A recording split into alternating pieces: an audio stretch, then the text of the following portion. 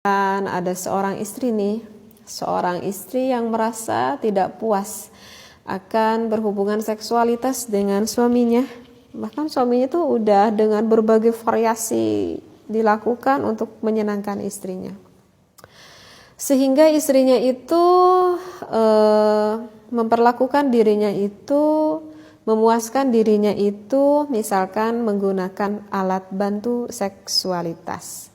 Ya misalkan mau dengan dildo ataupun mau dengan vibrator ataupun apapun itulah begitu ya, yang penting alat bantu seks seperti itu. Atau misalkan ada timbul pertanyaan, rasa syahwat saya itu udah tinggi banget, bergejolak banget, tetapi saya itu belum punya pasangan hidup. Ya mungkin ini bagi perawan yang udah cukup umur untuk menikah, ataupun misalkan untuk lelaki yang udah cukup menikah tapi sampai saat ini belum mendapatkan juga pasangan hidup. Ataupun bisa jadi yang duda ataupun yang janda, misalkan ada timbul pertanyaan seperti itu untuk menyalurkan rasa syahwatnya itu sehingga dia memberanikan diri membeli alat bantu seksualitas. Ataupun bisa saja timbul permasalahan punya si istri, punya suami, tetapi istri ataupun suami saya itu sangat jauh sekali. Mungkin ya dikarenakan bekerja di luar negeri misalkan, sehingga bertemunya cukup 1 tahun sekali ataupun 2 tahun sekali.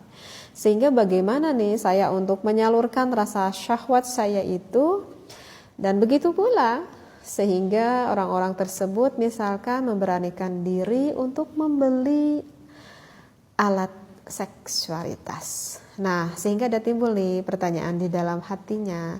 Sebetulnya untuk menyalurkan rasa syahwatnya itu dibantu dengan menggunakan alat bantu seksualitas di dalam pandangan Islam ataupun di dalam fikih lah istilahnya itu halnya diperbolehkan ataupun tidak.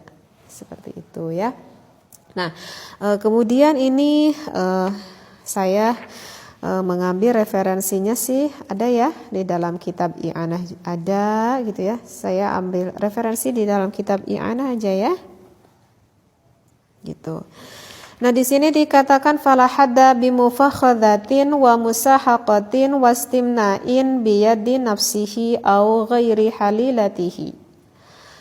Bal yu'zaru fa'ilu dzalik. Qauluhu wastimna'un ay ta'ammudu talabi ikhrajil maniyyi wa qawluhu biyadi nafsihi aw ghairi halilatihi fa in kana biyadiha fala hurmata. Ini ada di dalam kitab I'anah ya, bisa dilihat pada juz keempat pada halaman ke-143. Yang artinya kurang lebih seperti ginilah ya, akan saya diperumpamakan deh artinya.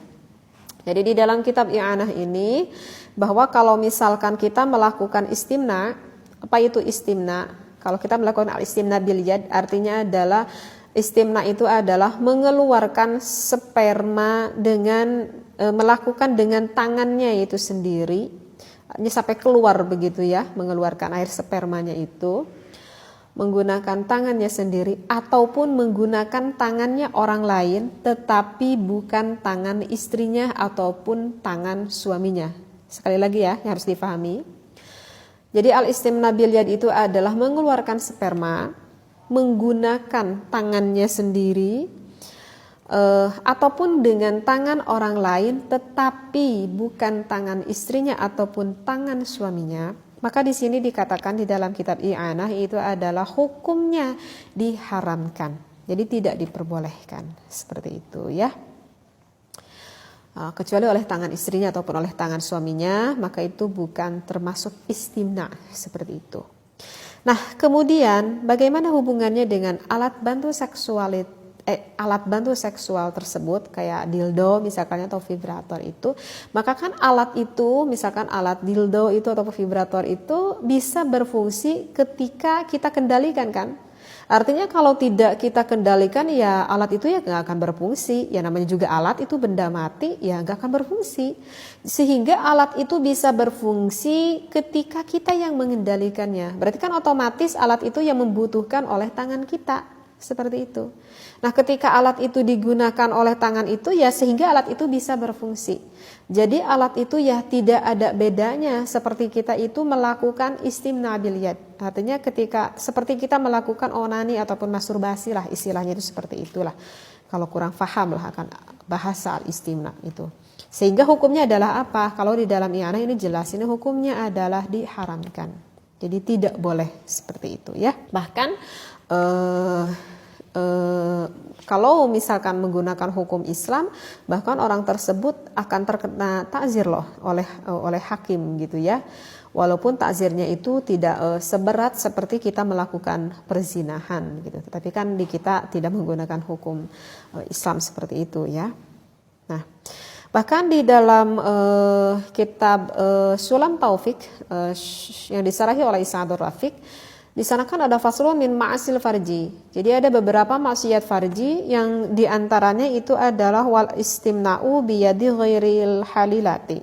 Adalah sampai pada ucapan pengarang itu sampai dengan kata il istimna. Jadi sengaja mengeluarkan air maninya itu atau air spermanya itu dengan menggunakan tangan selain dari istrinya sendiri. Maka itu adalah termasuk min ma'asil farji. Termasuk dari salah satu dosa farji lah istilahnya seperti itu. Kemudian ya tadi permasalahan yang tadi misalkan karena suaminya yang jauh, istrinya yang jauh, ataupun dikarenakan karena belum sampai sekarang menunggu sampai belum mempunyai pasangan, tetapi rasa syahwat yang ada di dalam diri saya itu misalkan sangat bergejolak sekali. Kalau begitu bagaimana dong solusinya? Sedangkan rasa syahwat saya itu sangat bergejolak sekali. Nah, yang harus kita pahami dulu ya akan syahwat itu sendiri. Rasa syahwat itu sebetulnya bisa menjadikan anugerah dari Allah. Bahkan bisa menjadikan rasa syahwat itu bisa berbuah menjadi amal ibadah yang sangat besar.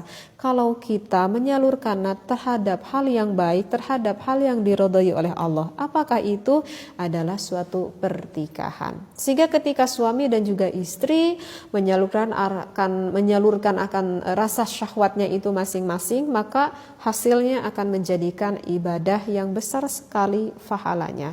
Kenapa? Karena di sana keluar dari rasa kasih sayang seperti itu.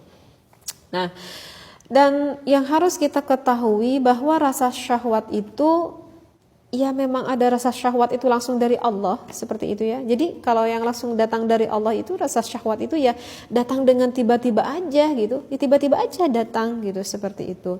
Nah, kalau misalkan rasa syahwat yang memang benar-benar timbul, dihadirkan, didatangkan oleh Allah seperti itu, maka untuk mengalihkan rasa syahwat itu sebetulnya tidak terlalu sulit gitu ya.